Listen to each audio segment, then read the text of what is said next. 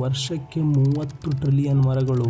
ಹಾಗೆಯ ಕೇವಲ ಒಂದು match box ಮಾರಾಟದಿಂದ ಪ್ರಾರಂಭವಾಗುತ್ತದೆ ಎಂದು. ಈ ಹುಡುಗನ ಹೆಸರು ಇಂಗ್ವಾರ್ ಕ್ಯಾಂಪ್ರಾಡ್. 3 ಮ್ಯಾಚ್ ಬಾಕ್ಸ್ ಗಳನ್ನು ಖರೀದಿ ಮಾಡ್ತಾನೆ.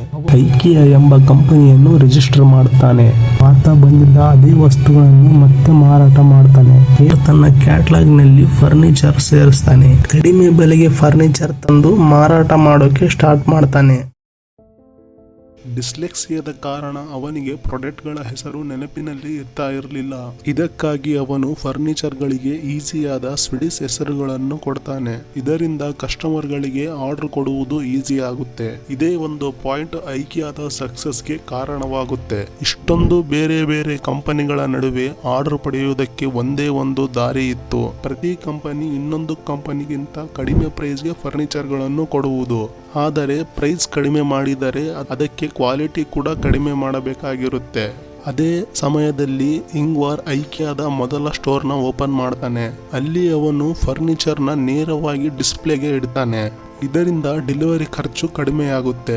ಇವಾಗ ಕಸ್ಟಮರ್ಸ್ ಡೈರೆಕ್ಟ್ ಆಗಿ ಅಂಗಡಿಗೆ ಬಂದು ಫರ್ನಿಚರ್ನ ಪರ್ಚೇಸ್ ಮಾಡೋಕೆ ಸ್ಟಾರ್ಟ್ ಮಾಡ್ತಾರೆ. ಇಂಗ್ವಾರ್ ತನ್ನ ಮಾರ್ಕೆಟ್ ಅನ್ನು ಹೆಚ್ಚಿಸಲು ತನ್ನ ಸ್ಟೋರ್ ನಲ್ಲಿ ಉಚಿತ ಸ್ವಿಡಿಶ್ ಬನ್ಗಳನ್ನು ನೀಡೋಕೆ ಸ್ಟಾರ್ಟ್ ಮಾಡ್ತಾನೆ. 1953ರಲ್ಲಿ ಐಕಿಯಾದ ಮೊದಲ ಅಂಗಡಿ ಓಪನ್ ಮಾಡಿದಾಗ ಅವನು ಎಕ್ಸ್ಪೆಕ್ಟ್ ಮಾಡಿದ್ದಕ್ಕಿಂತ ಹೆಚ್ಚು ಜನರು ಬಂದು ಸೇರುತ್ತಾರೆ. ಸುಮಾರು 1000ಕ್ಕಿಂತ ಹೆಚ್ಚಿನ ಜನರು ಅಂಗಡಿಯ ಮುಂದೆ ಸಾಲಿನಲ್ಲಿ ನಿಂತಿರುತ್ತಾರೆ.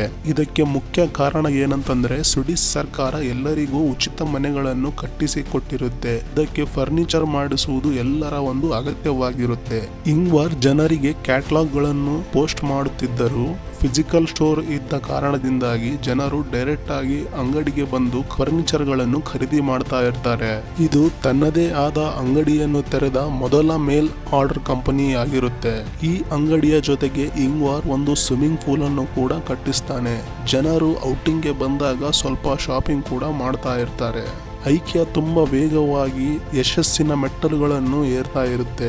ಬೇರೆ ರಿಟೇಲರ್ಗಳಿಂದ ಇಂಗ್ವಾರ್ಗೆ ಮುಂದೆ ಒಂದು ದೊಡ್ಡ ತೊಂದರೆ ಆಗುತ್ತೆ ಅಂತ ಅವಾಗ ಇಂಗ್ವಾರ್ಗೆ ಗೊತ್ತಾಗಲ್ಲ. 1950ರಲ್ಲಿ ಐಕಿಯಾ ತುಂಬಾ ದೊಡ್ಡದಾಗಿ ಬೆಳೆದಿರುತ್ತೆ. ಇದು ಸ್ವಿಡಿಶ್ನ ಬೇರೆ ವ್ಯಾಪಾರಿಗಳಿಗೆ ಇದನ್ನು ಸಹಿಸಿಕೊಳ್ಳೋಕೆ ಆಗ್ತಾ ಇರಲಿಲ್ಲ. ಅವರು ಇನ್ನೂ ಹಾಗೆ ಹಳೆಯ ಮೇಲ್ ಆರ್ಡರ್ ರೀತಿಯಲ್ಲಿ ಬಿಸ್ನೆಸ್ ನ ಮಾಡ್ತಾ ಇರ್ತಾರೆ. ಅವರಿಂದ ಐಕಿಯಾಗೆ ಕಾಂಪಿಟಿಷನ್ ಕೊಡೋಕೆ ಸಾಧ್ಯನೇ ಆಗ್ತಾ ಇರಲಿಲ್ಲ. ಎಲ್ಲ ವ್ಯಾಪಾರಿಗಳು ಸೇರಿಕೊಂಡು ಐಕಿಯಾಗೆ ಫರ್ನಿಚರ್ ಸಪ್ಲೈ ಮಾಡ್ತಿದ್ದ ಡೀಲರ್ಗಳಿಗೆ ಬೆದರಿಕೆ ಹಾಕ್ತಾರೆ. ನೀವು ಐಕಿಯಾಗೆ ಫರ್ನಿಚರ್ ಕೊಟ್ಟರೆ ನಾವು ನಿಮ್ಮಿಂದ ಫರ್ನಿಚರ್ ಖರೀದಿ ಮಾಡಲ್ಲ ಅಂತ ಹೇಳಿ. ಭಯದಿಂದ ಸ್ವಲ್ಪ ಸಪ್ಲೈಯರ್ ಐಕಿಯಾಗೆ ಫರ್ನಿಚರ್ ಗಳನ್ನು ಸಪ್ಲೈ ಮಾಡೋದನ್ನ ನಿಲ್ಲಿಸ್ತಾರೆ. ಇದು ಇಂಗ್ವಾರ್ನ ಮೇಲೆ ನೇರ ದಾಳಿ ಆಗಿರುತ್ತೆ. ಇದರಿಂದ ಇಂಗ್ವಾರ್ನ ಮಾರಾಟಕ್ಕೆ ತುಂಬಾ ಹೊಡೆತ ಬೀಳುತ್ತೆ. ಆದರೆ ಇಂಗ್ವಾರ್ ಇದಕ್ಕೆ ಹೆದರದೆ ಅವನು ಇದಕ್ಕೆ ಒಂದು ಪ್ಲಾನ್ ನ ರೆಡಿ ಮಾಡ್ತಾನೆ. ಬೇರೆ ರಿಟೇಲರ್ ಡೀಲರ್ಸ್ ಗಳಿಗೆ 3 ತಿಂಗಳಿಗೊಮ್ಮೆ ಪೇಮೆಂಟ್ ಮಾಡ್ತಾ ಇರ್ತಾರೆ. ಆದ್ರೆ ಐಕಿಯಾ ಕಂಪನಿ ಡೀಲರ್ಸ್ ಗಳಿಗೆ ಕೇವಲ 10 ದಿನದಲ್ಲಿ ಪೇಮೆಂಟ್ ಮಾಡುತ್ತೇವೆ ಅಂತ ಹೇಳಿ ಘೋಷಣೆನ ಮಾಡ್ತಾನೆ. ಇದರಿಂದ ಸಪ್ಲೈಯರ್ಸ್ ರಾತ್ರಿಯ ಕತ್ತಲಿನಲ್ಲಿ ಸೀಕ್ರೆಟ್ ಆಗಿ ಐಕಿಯಾಗೆ ಫರ್ನಿಚರ್ ಗಳನ್ನು ಸಪ್ಲೈ ಮಾಡ್ತಾರೆ. ಇದೇ ಸಮಯದಲ್ಲಿ ಐಕಿಯಾ ತನ್ನದೇ ಆದ ಹೊಸ ಡಿಸೈನ್ ಗಳನ್ನು ತಯಾರಿಸುತ್ತೆ. ಒಂದು ದಿನ ಐಕಿಯಾದ ಒಬ್ಬ ನೌಕರ ಗಮನಿಸ್ತಾನೆ. ಒಬ್ಬ ಕಸ್ಟಮರ್ ತನ್ನ ಟೇಬಲ್ ಅನ್ನು ಕಾರಿನಲ್ಲಿ ಫಿಟ್ ಮಾಡೋಕೆ ನೋಡ್ತಾ ಇರ್ತಾನೆ. ಆದ್ರೆ ಆ ಟೇಬಲ್ ಕಾರಿನಲ್ಲಿ ಫಿಟ್ ಆಗ್ತಾನೆ ಇರಲಿಲ್ಲ. ಆಗ ಅವನು ಇಂಗ್ವಾರ್ಗೆ ಒಂದು ಸಲಹೆ ಕೊಡ್ತಾನೆ. ಟೇಬಲ್ ನ ಕಾಲುಗಳನ್ನು ಹೊರತೆಗೆದರೆ ಹೇಗೆ ಅಂತ. ಈ ಆಲೋಚನೆ ಐಕಿಯಾದ ಭವಿಷ್ಯವನ್ನೇ ಬದಲಾಯಿಸಿ ಬಿಡುತ್ತೆ. ಈ ಒಂದು ಆಲೋಚನೆಯನ್ನ ಇಂಗ್ವಾರ್ ತನ್ನ ಬಿಸ್ನೆಸ್ ನಲ್ಲಿ ಅಳವಡಿಸಿಕೊಳ್ಳುತ್ತಾನೆ. ಇದರಿಂದ ಅವನು ಫ್ಲಾಟ್ ಪ್ಯಾಕ್ ಮಾಡುವುದರಿಂದ ಫರ್ನಿಚರ್ ಹೆಚ್ಚು ಸೇಫ್ ಆಗಿರುತ್ತೆ ಮತ್ತು ಕಸ್ಟಮರ್ಸ್ ಅದೇ ದಿನ ತಮ್ಮ ಫರ್ನಿಚರ್ ಅನ್ನು ತೆಗೆದುಕೊಂಡು ಹೋಗಬಹುದಿತ್ತು. ಇದರಿಂದ ಐಕಿಯಾಗೆ ಕಡಿಮೆ ಖರ್ಚು ಮತ್ತು ಫಾಸ್ಟ್ ಡೆಲಿವರಿ ನೀಡುವ ಲಾಭ ಸಿಗುತ್ತೆ. ಕಸ್ಟಮರ್ಸ್ ತಮ್ಮ ಫರ್ನಿಚರ್ ಅನ್ನು ತಾವೇ ಸೆಟ್ ಮಾಡುತ್ತಿದ್ದರಿಂದ ಅವರಿಗೆ ಫರ್ನಿಚರ್ ಜೊತೆಗೆ ಒಂದು ಭಾವನಾತ್ಮಕ ಸಂಬಂಧ ಉಂಟಾಗುತ್ತೆ. ಈ ಹೊಸ ವಿಧಾನ ತುಂಬಾ ಪ್ರಸಿದ್ಧಿಯಾಗುತ್ತೆ. ಜನರು ಇದನ್ನು ಐಕಿಯಾ ಎಫೆಕ್ಟ್ ಅಂತ ಕರೆಯೋಕೆ ಸ್ಟಾರ್ಟ್ ಮಾಡ್ತಾರೆ. ಫರ್ನಿಚರ್ ಬಿಸ್ನೆಸ್ ನಲ್ಲಿ ಅಸೆಂಬಲ್ ಫರ್ನಿಚರ್ ಕಾನ್ಸೆಪ್ಟ್ ಅನ್ನು ಮೊದಲ ಬಾರಿ ಐಕಿಯಾವೇ ಪರಿಚಯಿಸಿದೆ. ಇಂದು ಇದನ್ನು ವಿಶ್ವದಾದ್ಯಂತ ಬಳಸಲಾಗುತ್ತಿದೆ. ಐಕಿಯಾದ ಮೊದಲ ಅಂಗಡಿ ಯಶಸ್ವಿಯಾದ ನಂತರ ಇಂಗ್ವಾರ್ ಹೊಸದು ಮತ್ತು ದೊಡ್ಡ ದೊಡ್ಡ ಅಂಗಡಿಗಳನ್ನು ತೆರೆಯೋಕೆ ಸ್ಟಾರ್ಟ್ ಮಾಡ್ತಾನೆ. ಐಕ್ಯಾದ ಮೊದಲ ದೊಡ್ಡ ಫ್ಯಾಕ್ಟರಿ ಸ್ವೀಡನ್ನ ರಾಜಧಾನಿ ಸ್ಟಾಕ್ ಹೋಮ್ನ ಹೊರ ಪ್ರದೇಶದಲ್ಲಿ ಇರುತ್ತೆ. ಈ ಫ್ಯಾಕ್ಟರಿ 8 ಫುಟ್ಬಾಲ್ ಮೈದಾನಗಳಷ್ಟು ದೊಡ್ಡದು ಮತ್ತು 3 ಫ್ಲೋರ್ ಇರುತ್ತೆ. ಇಂಗ್ವಾರ್ ಗ್ರಾಹಕರ ಸೈಕಾಲಜಿಯನ್ನು ಅರ್ಥ ಮಾಡಿಕೊಂಡು ಅಂಗಡಿಯ ವಿನ್ಯಾಸವನ್ನು ಮಾಡ್ತಾನೆ. ಅಂಗಡಿಗೆ ಒಂದೇ ಎಂಟ್ರಿ ಮತ್ತು ಒಂದೇ ಎಕ್ಸಿಟ್ ನ ಇಡ್ತಾನೆ. ಗ್ರಾಹಕರು ಒಂದೇ ಮಾರ್ಗದಲ್ಲಿ ಪೂರ್ತಿ ಅಂಗಡಿಯನ್ನು ನೋಡಬೇಕಾಗಿರುತ್ತೆ. ಇದರಿಂದ ಕಸ್ಟಮರ್ಸ್ ಕಣ್ಣಿಂದ ಯಾವುದೇ ಒಂದು ವಸ್ತು ಕೂಡ ಮಿಸ್ ಆಗ್ತಾ ಇರಲಿಲ್ಲ.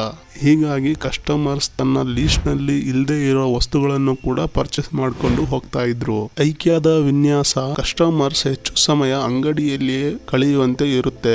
ಆದರೆ ಮಧ್ಯಾಹ್ನದ ಸಮಯದಲ್ಲಿ ಊಟಕ್ಕೆ ಹೋದ ಕಸ್ಟಮರ್ಸ್ ರಿಟರ್ನ್ ಬರ್ತಾನೆ ಇರಲಿಲ್ಲ. ಇದಕ್ಕಾಗಿಯೇ ಇಂಗ್ವಾರ್ ತನ್ನ ಅಂಗಡಿಯಲ್ಲಿಯೇ ಒಂದು ರೆಸ್ಟೋರೆಂಟ್ ಅನ್ನ ಓಪನ್ ಮಾಡ್ತಾನೆ. ಅವನ ಈ ಪ್ಲಾನ್ ಸಹ ಸಕ್ಸಸ್ ಆಗುತ್ತೆ. ಇವಾಗ ಇಂಗ್ವಾರ್ನ ಹತ್ತಿರ ಒಂದು ಬಿಸ್ನೆಸ್ ಪ್ಲಾನ್ ಇರುತ್ತೆ. ಅದನ್ನ ಬೇರೆ ಕಡೆ ಜಸ್ಟ್ ಕಾಪಿ ಮಾಡೋದು ಅಷ್ಟೇ ಉಳಿದಿರುತ್ತೆ. 1965ರಲ್ಲಿ ಹೊಸ ಅಂಗಡಿಯನ್ನು ತೆರೆದಾಗ ಮೊದಲ ದಿನವೇ 18,000ಕ್ಕಿಂತ ಹೆಚ್ಚು ಜನರು ಬಂದು ಸೇರಿರ್ತಾರೆ. 1973ರವರೆಗೆ ಐಕ್ಯ ತುಂಬಾ ದೊಡ್ಡದಾಗಿ ಬೆಳೆದಿರುತ್ತೆ. ಐಕ್ಯದ ಹೆಸರು ತನ್ನ ನಂತರವೂ ಉಳಿಬೇಕಂತ ಇಂಗ್ವಾರ್ನ ಆಸೆಯಾಗಿರುತ್ತೆ. ಇದಕ್ಕಾಗಿ ಇಂಗ್ವಾರ್ ಒಂದು ಹೊಸ ಯೋಜನೆಯನ್ನ ಮಾಡ್ತಾನೆ. ಆದರೆ ಇದೇ ಯೋಜನೆಯಿಂದ ಅವನಿಗೆ ಮುಂದೆ ಟ್ಯಾಕ್ಸ್ ಕಟ್ಟಿಲ್ಲ ಅಂತ ಹೇಳಿ ಒಂದು ದೊಡ್ಡ ಆರೋಪ ಬರುತ್ತೆ. ಹೌದು, ಇಂಗ್ವಾರ್ಗೆ ತನ್ನ ಮಕ್ಕಳು ತನ್ನ ಬಿಸ್ನೆಸ್ ಅನ್ನು ಮುಂದುವರಿಸಬೇಕೆಂತ ಆಸೆ ಇರುತ್ತೆ. ಆದರೆ ಸ್ವೀಡನ್ ನಲ್ಲಿ ವಾರಸ ತೆರಿಗೆ ಜಾಸ್ತಿ ಇರುತ್ತೆ. ಸ್ವೀಡನ್ ನಲ್ಲಿ ಯಾರಾದರೂ ಆಸ್ತಿ ಪಡೆಯಬೇಕಾದರೆ ಅದಕ್ಕೆ ತುಂಬಾ ಟ್ಯಾಕ್ಸ್ ಕೊಡಬೇಕಾಗಿರುತ್ತೆ. ಈ ಸಮಸ್ಯೆಯನ್ನ ಪರಿಹರಿಸೋಕೆ ಇಂಗ್ವಾರ್ ತುಂಬಾ ಜನ ಅಡ್ವೊಕೇಟ್ ಗಳನ್ನು ನೇಮಿಸ್ತಾನೆ. ಈ ಅಡ್ವೊಕೇಟ್ ಗಳ ಗುರಿ ಏನಾಗಿರುತ್ತೆ ಅಂದ್ರೆ ಐಕ್ಯವನ್ನು ಟ್ಯಾಕ್ಸ್ ನಿಂದ ತಪ್ಪಿಸಬೇಕೆನ್ನುವುದು. 7 ವರ್ಷಗಳಲ್ಲಿ ಈ ಅಡ್ವೊಕೇಟ್ ಗಳು ಶೆಲ್ ಕಂಪನಿ, ಟ್ರಸ್ಟ್ ಮತ್ತು ಫೌಂಡೇಶನ್ ಗಳನ್ನ ನಿರ್ಮಿಸ್ತಾರೆ. ಕೊನೆಯಲ್ಲಿ ಐಕ್ಯದ ಕಾರ್ಪೊರೇಟ್ ಸ್ಟ್ರಕ್ಚರ್ ಎಷ್ಟು ಕಠಿಣ ಆಗುತ್ತೆ ಅಂದ್ರೆ ಅದರ ಮೇಲೆ ಟ್ಯಾಕ್ಸ್ ಹಾಕುವುದು ತುಂಬಾ ಕಠಿಣ ಆಗುತ್ತೆ. ಆದರೆ ಮುಂದೆ ಐಕ್ಯಗೆ ಟ್ಯಾಕ್ಸ್ ತಪ್ಪಿಸಿದ ಆರೋಪ ಬರುತ್ತೆ. 1980ರಲ್ಲಿ ಐಕ್ಯಗೆ ಮತ್ತೊಂದು ಆರೋಪ ಬರುತ್ತೆ. ಈಸ್ಟ್ ಜರ್ಮನಿಯಲ್ಲಿ ಕೆಲವೊಂದು ಫ್ಯಾಕ್ಟರಿಗಳಲ್ಲಿ ಖೈದಿಗಳಿಂದ ಬಲವಂತವಾಗಿ ತಯಾರಿಸಿದ ಫರ್ನಿಚರ್ ಗಳನ್ನು ಮಾರಾಟ ಮಾಡ್ತಾ ಇದೆ ಅಂತ ಆರೋಪ ಬರುತ್ತೆ. ನಂತರ ಈ ಆರೋಪ ಸಾಬೀತು ಕೂಡ ಆಗುತ್ತೆ. ಆಮೇಲೆ ಐಕ್ಯ ಪಬ್ಲಿಕ್ ಅಪಾಲಜಿ ಬರೆದು ಕ್ಷಮೆಯನ್ನು ಕೂಡ ಕೇಳುತ್ತೆ.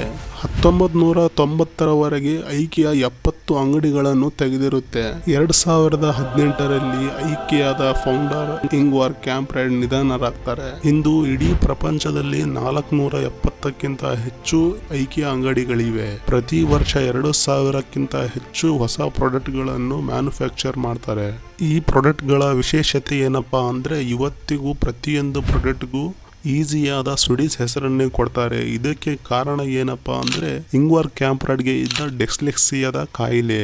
ಇದೇ ತರದ ವಿಡಿಯೋಗಳಿಗಾಗಿ ನಮ್ಮ ಚಾನಲ್ ಅನ್ನು ಸಬ್ಸ್ಕ್ರೈಬ್ ಮಾಡಿಕೊಳ್ಳಿ. ನಮಸ್ಕಾರ.